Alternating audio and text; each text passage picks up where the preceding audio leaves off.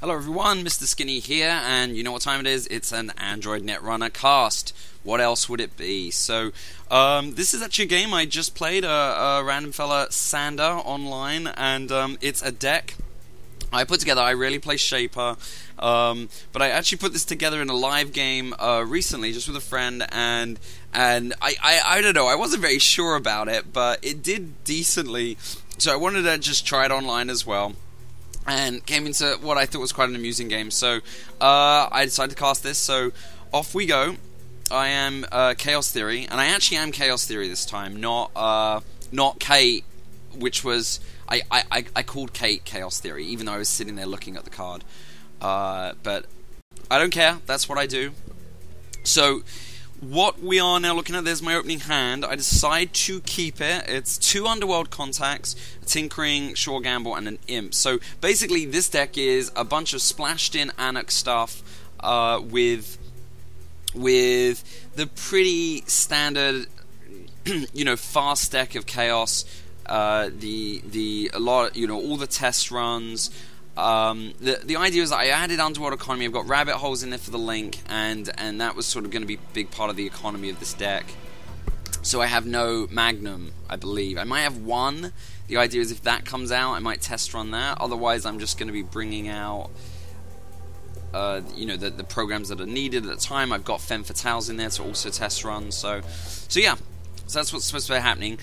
So we kicked off the start, and then Sander played a green level clearance, the new economy card, I guess, for HB, and then he iced up his R&D and put out one server. So I started with an Imp, and he didn't know this, and he puts out the first server, and so typically you assume it's going to be, if it's unprotected, it's going to be some kind of high trash cost economy card. So it wasn't Adonis, and so I put out an Imp, I ran the server and trashed it. Always nice to get to freely trash the big economy cards. And then I have just the one click left now. I'm not quite sure what I did with my first. Oh, I played Shore Gamble with my first click. So it's always great to have a Shore Gamble in your opening hand.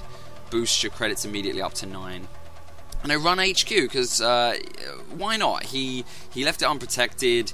You can always kind of bank on maybe one agenda being in there, and there's nothing else he's going to be able to do with it. But actually, he has an aggressive secretary, which I'm very happy to see as well, and be able to ditch for free without actually ending up running into the thing. So not a bad opening turn. I felt quite good about it. I didn't draw a card, which I would usually like to draw at least one card a turn. But then that tends to be the thing with the runner, is that do they save their click, and when they see things exposed, do they go after them? So I have to make that decision obviously as it comes. Underworld Contact, you're going to see it's kind of interesting because it's also hard to know when to start putting them out. It's definitely a slow trickle of economy, and you've got to make that upfront cost. A lot of things in Shaper seem to be like that. I also have all-nighters in this deck, which again seem to be the things that you put out to try to rescue you later. And of course I always forget to use it. So anyway, I draw up a card, I get another Imp, and then I make a run on that first remote. I decide if there's traps in there, I'm just going to lose. I need to get over losing damage. So it's an encryption protocol. So I trash it with the Imp, which might not have been that smart. It's a 2 trash cost. I guess it's a 3 trash cost because you can immediately res it for free. So yeah, I save that. I forget to tell the computer that I've successfully run that, so I have to redo it again to run this next one. So I run the next server as well, and even though Figurement's probably an economy card, and I've used my Imp this turn, I want to get rid of it. I want to try to deny HB credits as much as possible, even if it costs me. So yeah, something happened with the click hand, because I tried to run the new remote. It took the click away, even though it didn't acknowledge the start of the next run. So whatever. He's fine with it. I just have to over-explain myself. I do this in person. I do it online. I over-explain. So there I go. I'm running on in, and I find another Adonis. So I do pay 3 to trash that one. Although I was thinking about it, I believe. But I have 7 credits. Do I really want to let him just kind of keep taking that money? Obviously, you'd love to trash it the next turn, I suppose. So maybe that's not. And I actually had 1 click left. Completely forgot about it. So I'm trying to figure out what to do. Decided to draw the card. and turn it on over. So there's my rabbit hole. So that's my only link in the deck. And I do have all 3 of them, so you have to kind of know up front you need those 6 credits to put it out. But yeah, and this is where, what do you do without, I really want more sure gambles early, because, there's so much you want to get going. I want to put my Underworlds out, I want to get Rabbit Hole out. But, he's giving me such juicy targets. I have another imp he wasn't aware of, so I put the second imp out and just go after it, because I figure if it's more economy to deny. So it's just another encryption protocol. But, yeah, it would cost 3 to trash. So I go ahead and I ask it. He actually rezzed it before I trashed it, and I forgot that it's a 0 res cost, because so I'm just being the dolt that I am there, and yeah. So I go ahead and trash encryption with the imp, and I do have a pawn shop, I think. Actually, I've got my little deck here, so I can actually quickly scan it. I thought I had a pawn shop, but you know what? Maybe I don't. I think I don't. That was the whole... Yeah, so I have no pawn shop, so those imps do become useless, and they will have to essentially... But I mean, you can always trash them at any time. I just won't get any money back from them, which is a little sad, because it always feels really nice to be able to to net 1 on the imps after they've got their full use, but I don't have Aesops. The whole point is that with the Underworlds, I don't need those other economy options. But not sure if that's the best. Like I said, I wasn't that sure of this deck, and I definitely feel like I need to tweak it a bit. I probably haven't explained a lot of this game that I've played. I've never played a deck building game before. I mean, I've played the games where the mechanic is deck building, which I love. A Few Acres of Snow, Dominion, those sorts of games. Ascension, but I've never really played these CCGs where you actually deck build. And so I've actually spent a lot of my time on Octagon playing decks that other people have posted, and just kind of, I might tweak them a bit, but the full idea and most of the build is from them. So that might be cheating, might be taking out a lot of the elements of the game, but anyway, I'm just chatting away. So he installs another card. What did I do my last turn? Wow, was I just not paying attention? I was just shuffling my cards. So it looks like I drew into a Modded and a Mimic, and I decided to put the Mimic out. He, in his turn, put out a new server and actually iced it. The first remote he's iced. So I put out my Mimic, and I decide he's got quite a lot. He's got 15 credits. I could hit a Janus or something, and but I just hate to. I want to keep pressure on. So I believe, I decided to run R&D on my last click. Very risky, actually. But I do it because I figure it's probably going to be the weaker ice, because he put that out right at the beginning of the game. He didn't have any money, so it's probably the ice that isn't going to be that dangerous. But then the Victor is kind of actually a dangerous low-level ice, and I have no clicks left. So I hit a Code Gate that I cannot do anything with, and so I will take a brain damage, which is not good. And then I'm sad to see, I mean, obviously I like all the cards, and that's the one thing about Chaos Theory as well, is that when you know you're going to have to take some damage, no cards are really expendable in a Chaos deck. Very few of them are, because it's such a tightly packed deck that you hate to lose anything or create a hole. So either way, so I lose my I lost my Rabbit Hole, which is horrible, because it's my only way of getting Link, and once you've lost that, that's gone. And so I really, if I draw another Rabbit Hole, I need to just play it, because I don't want to risk losing another one. And so I am a little crimped. I've got my first bit of brain damage, and yeah, and it's funny, there's actually a Public Sympathy card that came out, and it's actually got, I believe it's got Chaos Theory on it. It might be Kate, actually. It was one of the Shapers. As you know, I get these Shapers confused. Anyway, so he just actually, but the point is the Public Sympathy is really the anti-brain damage card, because it gives you a higher hand limit. And so it's cute that they say that Shaper's the one that's going to get brain damage. Anyway, so he just takes 3 credits for his turn.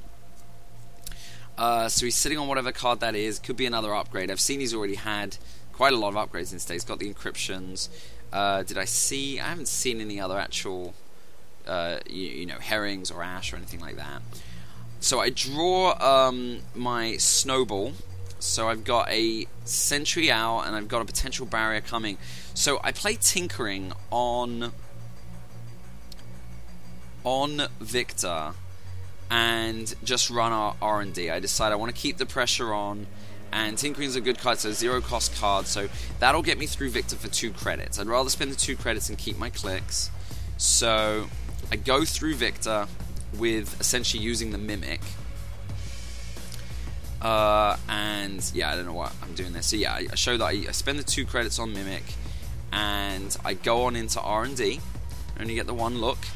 Let's see what we see. We see a Heimdall, but I have my Imp, so I figured I'd do it so that I can actually dump whatever card I find, and then go into R&D again with another 2 credits. So I'm going not for the building a rig. I'm going for just keep pressure on, play fast, which is really a criminal way to play. It's really the reason I think I just don't play Shaper, is because I tend to I want to play those runners that sort of just are opportunistically like going after holes rather than kind of spending time building a rig. But I'm trying to get into that. So, and it paid off. It was good. I found an accelerated beta test. I believe that's a 2.0. And so, happy with myself. I end my turn, despite feeling a little woozy from the brain damage. So back to Sander here. I like this thematic. I'm sitting here, I'm just shuffling my my deck here while I watch Netrunner. It's a calming feeling. So we get another remote. And what else? He draws up a card. So I think I believe he just took a credit and then installed a remote. And he drew a card. Should be an indication actually when Corp draws a card and he has an unprotected HQ, for his last turn especially when he draws a card, you'd think he has something in his HQ that he's not quite ready to put out, just because he's increasing those probabilities. I mean, he could be setting up for the next turn, sure, but so I just I have no money, so I take a couple of credits and I drew 2 cards, and dummy me forgot my hand limit, so I actually had to discard something, and I lose my Underworld Contact, deciding the other stuff is all better. Makers is an absolute no, will not be getting rid of that. The personal touch I really need. I mean, Mimic, that's the only way I'm ever going to increase its strength. Although that's not true, I do have a Dinosaurus as well, but obviously with the Mimic out, you can't do that again. So he just took a couple of credits, and he rezzed his private contracts, took 2 credits off of it, and then he installed a card into his. So he has 2 cards in that remote. So I wake up and I draw a Djinn, kind of like the. I'm not really. See, the idea of the Djinn obviously was that's what I'm going to be hosting those imps on. I also have a medium out there, but you'd rather see the Djinn before the imps come out, obviously, because you can't draw the imps out of your heap. Sorry. So I'm figuring pressure again. I've got 2 credits, and I've got the Maker's Eye, and I just need to click through the R&D. So I'm going to get to see 3 cards for 2 clicks and 2 credits, which I just feel is, well, 3 clicks, I guess, essentially for the Maker's Eye as well. So I think that's a decent rate of return. So I go for the 3 R&D. I don't have an imp to trash, unfortunately, but so I hit a wall of static, no good. I hit a Victor, no good, but at least I know what he's drawing in the next few turns. And then Aggressive Secretary, so hey, great, I get to dump another one of his traps. And would have loved to see 1 agenda in there, but no, you can't depend on it with even with 3 cards out of R&D. So back to him, he ices up, and it could be, of course, any of the ice I've just, well, it could be the wall I just saw, plus anything else he's had in his hand. And so he just takes a bunch of money. He's up to 22 credits. Ugh, just terrifying for HB. I mean, he could be sitting on Janus. Obviously Heimdall's and Hadrian's Walls. All horrible. So I just draw a card and I grab 3 credits. I'm so poor. I dump my Djinn. I think I forgot about my medium in this deck, but I'm not sure that's really the way I wanted to go. Anyway, honestly, I don't know where I want to go. That's the problem as well, being Shaper. Shaper, I feel like you have to really strategize. What are you trying to build? And there's one key build out of this deck, and then what are you trying to do with it? And you need to do everything you can just to get to that point, and hope that the corp isn't rushing through. So, but then I get all confused and I mix up my strategies. So I draw another rabbit's hole, and like I said, I get nervous once I've lost 1 rabbit hole. I don't want to lose any opportunity at Link, especially with Underworld Contacts being a primary economy driver. So I go ahead and I grabbed a credit, and then I take my 2 rabbit holes. And so I'm out of credits. Would have loved to be able to play Underworld this turn as well, because then I could have made the money back immediately. But I won't have enough, so I believe I just grab a credit, yeah, with my last click and end that turn. So I finally slowed down and said, okay, screw it. I've got to build up a little economy. It's going to be starting getting a much bigger remote. I figure I give up on that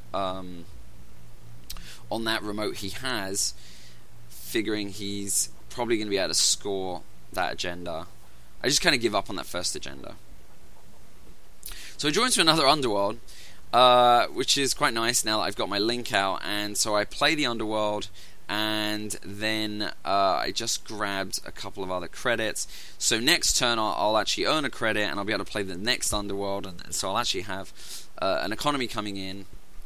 Now, of course, I didn't think of, and I should have, obviously with three clicks on it, it's a mandatory upgrade. So I'm still not sure I could have done a whole lot. I have no idea what I'm running blind into that server, and he has so many credits that it could have been any really tough thing. So I let it go through, and of course it's the mandatory upgrades, which is pretty tough.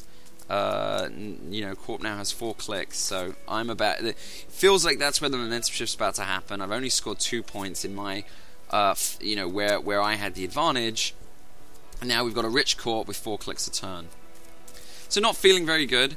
But yeah, so I keep going economy. Well, actually what I do is I play my Underworld contacts, and I have 3 clicks left, and I decide, you know what, he's had to slowly build up his mandatory the whole turn now, and so I've got to figure there's another agenda in that hand. So I have 3 clicks on an open HQ. I decide, screw it, I'm going to run 3 times on HQ and just hope for some luck. He has 5 cards in hand, so it's not the greatest probability on me if he has 1 agenda in there, but I'm doing it. 3 out of 5, maybe a little over 50% chance. If you look at it as just those 3 clicks burnt right away. So I did actually see 3 different cards. I'd seen one before, but I saw 3 different cards that you know in that set of runs, which is nice, knowing that I didn't get the same cards back. And I do see a Janus. So, but yeah, all I saw was a bunch of ice. So I know there's now mandatory draw. So there's 3 cards in his hand I haven't seen at this point. He puts out an ice, it could be anything. But I also did it to really sort of force him to, you need to ice your HQ, I'm not going to just let you keep it open. And that might force, you know, him to spend more money on Resi, and maybe he'll ice it again. I don't know, I also just want to put that pressure on. So there's my Dinosaurus. So that's an expensive ass card. And I actually kind of mess up a little here. Well, I don't mess up, but you know, I'd love to, you know, like I said, I mean, really, this is a Mimic-saurus deck. I want, you know, Mimic is what's supposed to go on the Dinosaurus, because, you know, a 5 strength sentry pretty much beats a lot of sentries, with the exception of Archer. So you really want to put the Mimic on that, but I've already put my Mimic out. I mean, I have a second one in the deck, I'm sure, but you know, you hate to spend again on the same Icebreaker. So I put the Snowball out just after, you know, it seems like, well, why wouldn't I put this, you know, do I spend the time in getting Dinosaurus out and then the Snowball onto it? Because Snowball is very powerful. It gets +1 for the remainder of the run. So, you know, a 3 strength barrier breaker is a good, a very strong Icebreaker to have out. But I'm impatient. He's got 4 clicks a turn at this point. I'm very impatient. I don't know if I've got the time to get Dinosaurus out. I have 2 personal workshops in this deck. I haven't seen those. That's obviously a key part of the economy as well. You want to see them early. I've yet to see a test run, so I'd love to be able to see a test run to put out. Test run is program only though, isn't it? So, I mean, it's not going to help with getting personal workshop. But anyway, so he installs a new card, or I think he didn't install a card that round. He just put another ice out. Well, sorry, he installed a new card, so he's got 4 ice remote there, and then just the 2 in his remote that he's always had. So I know that those are upgrades because he's already advanced a mandatory upgrade agenda in that remote.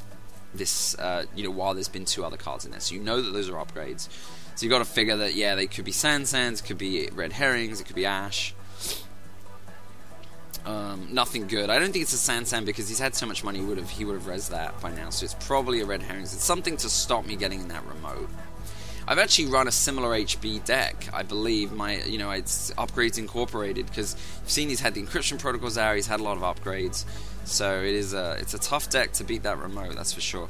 So I drew a card, and then it looks like I personal touch my Mimic, and then just take a few more credits. Is that what I did?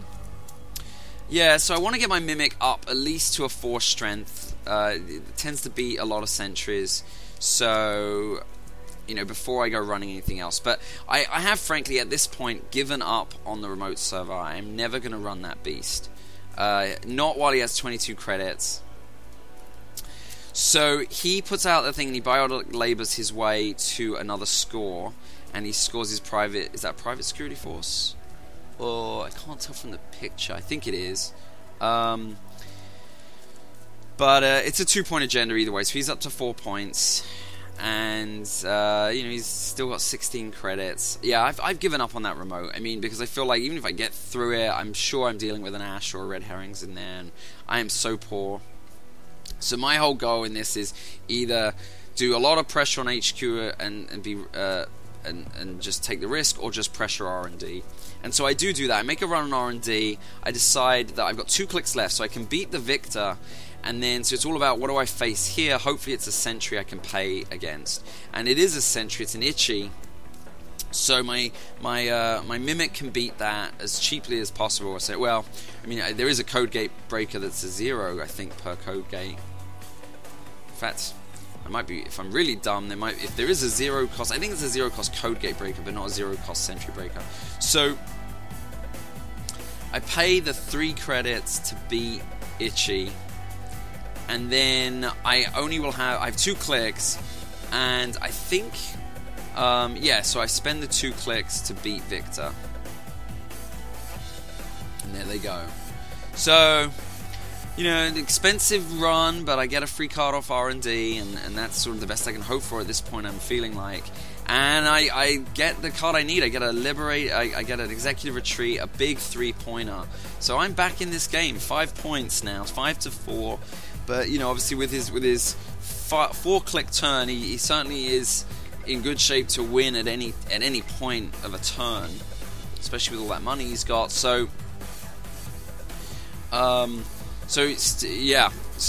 still very nervous. I mean, I lucked out there, and at least I'm back in the game. So we get a new card remote installed on HB. So a new remote. So obviously that's he would never. I feel like he'd never put an agenda out there. So probably just another upgrade or an economy card. And then he installs another ice onto R&D, because that's definitely his weak point right now. I mean, the remote's protected, and you can assume that if he's not sitting on an agenda, that as soon as he gets an agenda, it's going right into that remote, so his HQ's kind of doesn't need to be protected. This is another reason I feel like a sneak door is something to probably always splash into a Shaper deck, just to, keep the, if you can afford the memory, of course. So I draw up an all-nighter, and I'm not sure what to do here. It's a very tense part of the game. Feels definitely like it's turning. So I decided to just keep drawing, because I think I want to find a Maker's Eye. I desperately want to find a Maker's Eye. I feel like my only shot is to really batter down the R&D. So I find another personal touch, and at this point now, with only a 4-card hand limit, I'm gonna have to discard cards. The Fems would be nice. I'd love to Fem certain things that are dangerous, but I mean, the Fems are really for the test run, and getting the Fems first is not good. It's really not good. Although it's funny, I didn't think about that. You could, I believe, can you trash? Yeah, you can discard cards at any time, right? On your discard phase. So I can discard, you can always discard a Femme Fatale and then test run it out of your heap. So it's actually no problem. I mean, other than losing the click of drawing the Femme Fatale. Anyway, so what do? I put the All-Nighter out. And, especially figuring, well, I can't run anything. I'm not running anything right now. So I start to think about running that remote in case he's being tricky. But then I decide not to do it. and he actually reses it before I get, because I targeted the remote, but I didn't say starting a run on a remote. So I feel like he prematurely res there. I hadn't actually announced the thing. I definitely didn't target to indicate it was going to, to say I'm doing it for sure. I was just sort of starting my process. And then, as I said, never mind, he did it. But either way, he didn't seem to mind that, because he's activated it. No big deal. He would have activated it even if I'd have run on it. It's not going to count. It's only, it counts on installed cards. So he's fine with that. So my last click, I'm just sort of lost what to do, and I decide, because I really need money more than anything. Any of these cards aren't that useful. I don't think I need to personal touch anything right now. I mean, maybe the snowball, but I'm paying 2 to increase the strength by 1 on the snowball when I could pay 1 during the run. I just feel like there's not many runs left in this game. This game is, it's so close to the end, it's just not worth doing anything that's sort of, you're paying more to beef up for a long game. So I dumped one of the Femme Fatales, figuring I'm never going to get that 9 cost card out, especially with, I mean, I do have a modded, but it's still, I just don't have a lot of money. The personal workshop's just not coming. So he puts out a card, and he advances it once, advances it twice. So I'm done for. He has 4 clicks. He puts it, there's no way I'm getting through this server. So he has 1 click left, and fortunately, I guess he doesn't have a biotic labor to just push out. I mean, he did spend 2 biotic labors already, I believe, but he's thinking about what to do with that last click.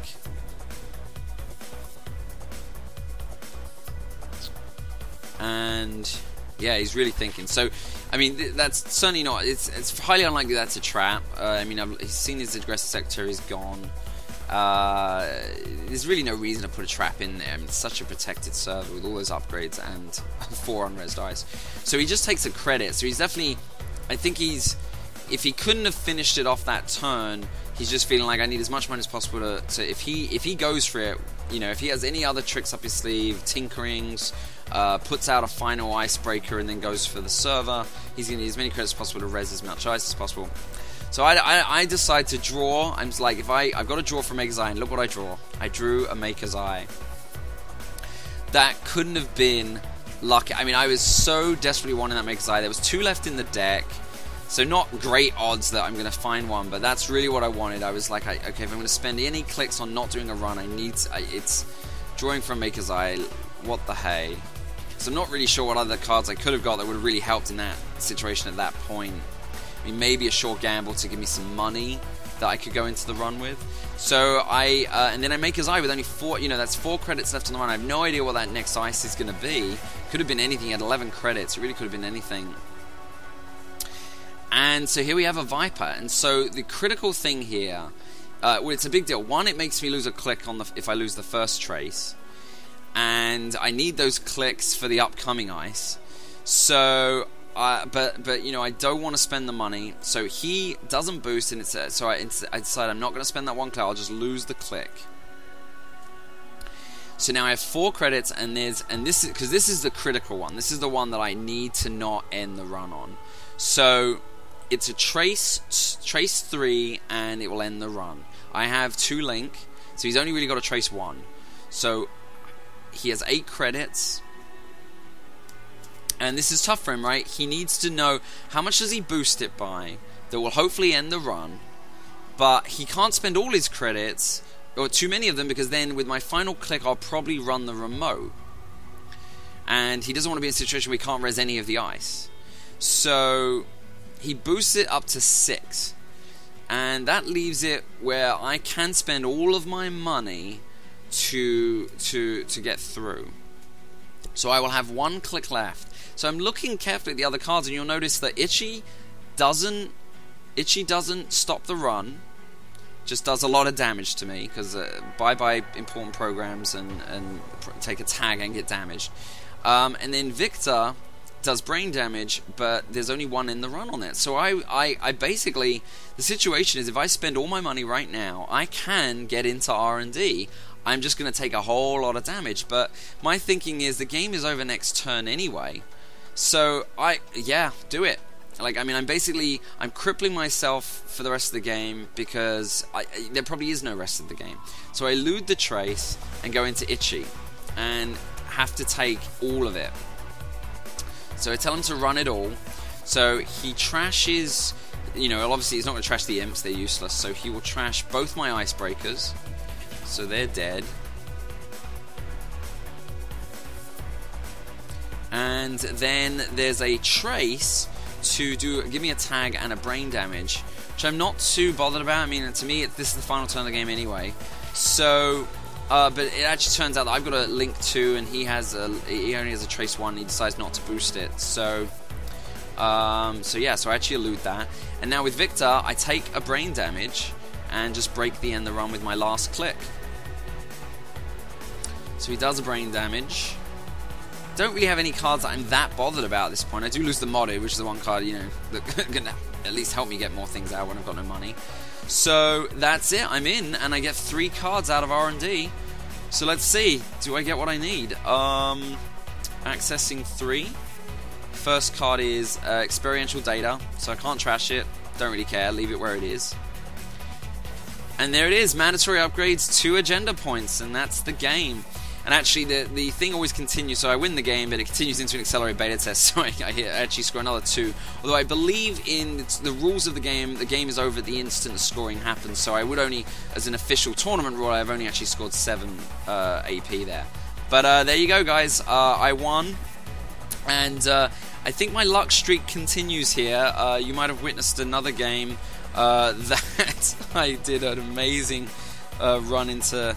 Well, I won't tell you about it. I'll put a link to it because what an awesome game that was. But I am a lucky SOB, and there we go. We go to black.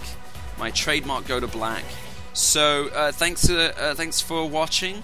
You didn't really get to see the deck because all you saw was an annex. I did have other stuff going. Believe me, I'm gonna play that deck again. Damn it! I want to see if it can hold up. But